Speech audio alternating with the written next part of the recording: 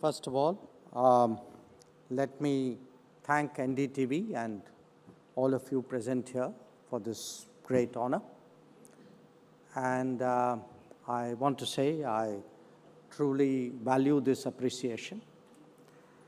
But I also want to say that at the end of the day, we are all creatures of our times. And this is a good moment to be the External Affairs Minister of India.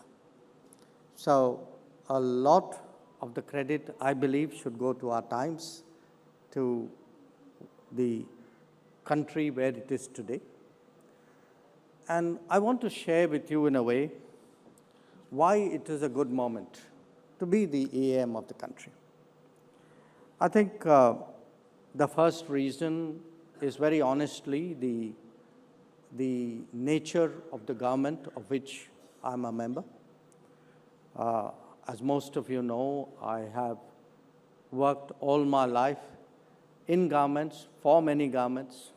So I've had an opportunity to assess them increasingly from close quarters. But today, when we have a Prime Minister with such a strong commitment to modernizing India, who's prepared to do the reforms we should, not just the reforms we must. And where really in the government there is that degree of energy and that sense of purpose. And I can tell you almost in a way every week when the cabinet meets, if you look at the decisions which are taken, the policy implications that they have, it's really an extraordinary period in our national life. And for me, it is a great privilege to participate in it because it is very much a team effort. It's a very integrated way of working. And I would say again, as someone, who's in a way a kind of relatively a specialist in their domain, for me, this period has been a period of great learning as well. The second reason why it's a good time is actually because the external and the domestic, this dynamic has become much closer today than it has ever been before. Yesterday, I was attending a book release event, and one of the speakers said something which caught my attention. They said that when we started our economic reforms in 1992, 91, 92, we were a $250 billion economy with a trade of $40 billion. Today, we are a $4 trillion economy with a trade of $800 billion. So think about it. I'm throwing these numbers at you because it's a way of measuring how much more today we are dealing with the world, how much more the world matters to us, how much more we matter to the world.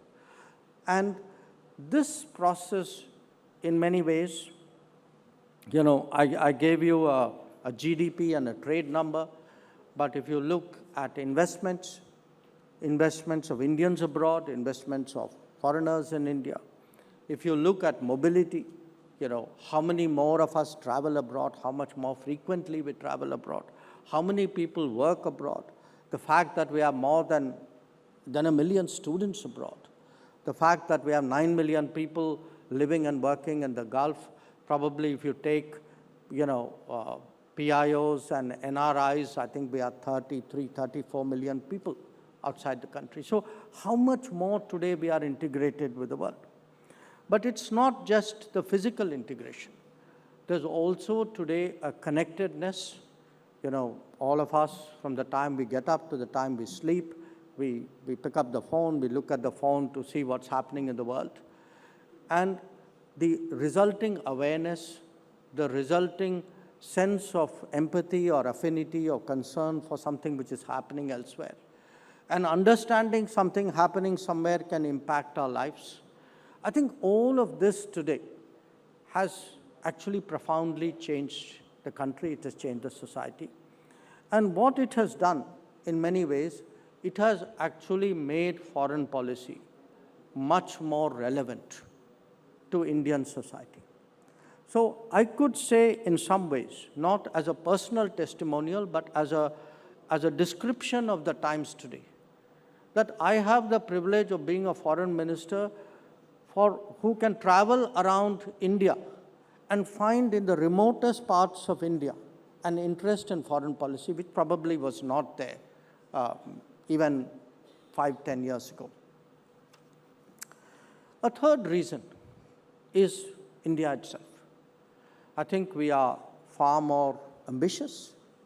We are far more aspirational. I came in at the tail end of my colleague Ashwini ji's remarks. And, some of what I heard him say, that itself should tell us really how much, what are the times that we live in. This is no longer an era where people are satisfied with the basics. This is not their expectation. This is not the limit of their expectation of the government anymore. That what in a way the digital public infrastructure has done, the implications it has had, not just for governance, for our ability to deliver benefits. That what he spoke about, the food and nutrition support, the health facilities we give, the houses we give, and these are the citizens' entitlements, except they were the citizens' dreams at one point of time. Today, they are the citizens' demands. In many ways, the citizens' achievements which they have in their hand. So, we are living in times where the quality of life is different, quality of jobs are different, quality of expectations are different. And if we look at our own conversations, we look at the national conversation, we are today talking increasingly seriously about Make in India, about being Atmanirbhar Bharat. We are aspiring to a Viksit Bharat. It's not an aspiration we would have had 5-10 years ago. Or, in fact, if one looks even at the achievements which give these aspirations credibility, this is today a kind of a can-do generation, a generation that has done the Chandrayaan, a generation which, was probably the most efficient producer and inventor of vaccines during COVID, which has produced its telecom technology. We talk of an India stack today, we talk of our own 5G technology. Or, as my colleague probably mentioned before I came in, a generation which today produces its own trains, Vande Bharat, of which we can be justifiably proud. Now, that's what's happening inside the country. But if you look outside the country, my particular responsibility, again, if you look in terms of our ambition and aspiration, we are charting our own way. We have today, in a way, we are a co-inventor of the Quad. We are pushing a new connectivity initiative called IMEC through the Middle East. We were the progenitors of the International Solar Alliance of a disaster resilient. So, in a way, this is today a country of ideas. It is a country which is shaping global conversations. So, that too is a reason why it's particularly fortunate to represent the country and to hold this responsibility. But I do want to say a few words also about our capability and our confidence. I spoke about the COVID. I can tell you as a person who travels around the world, probably, I think I can assert more than anybody else in this room, unless there's somebody from an air crew who happens to be here. But, much of the world still has not recovered from the COVID. Not just, it doesn't have to be countries in Africa and Latin America. I can tell you even parts of Europe have not recovered from the COVID. So if you look today at the bounce back, how we handled it, how we have recovered from it, or indeed of challenges like the one we had for 4.5 years, and to some extent we still do on our border with China, that the firmness, the determination, the fortitude with which we face that challenge. Or look at the way we are responding today to terrorism. that a country which let an incident, which let an attack as big as 26/11 actually pass unanswered, is today, sending a very clear message through strikes in Uri and Balakot. So whether it is a crisis or it may not be our crisis, it may be something for the world.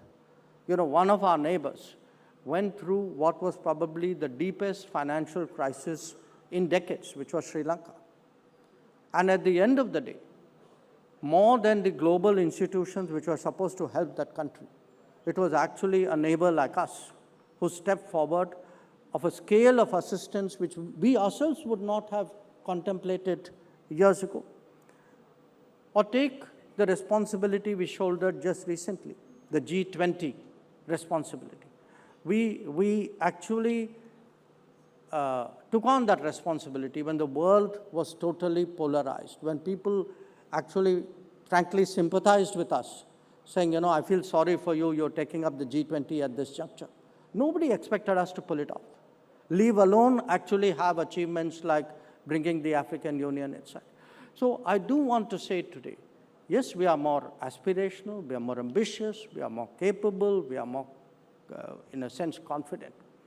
But most of all, we are an India that is more Bharat. That we can see today that in our country, in our 8th decade after independence, actually democracy has delivered.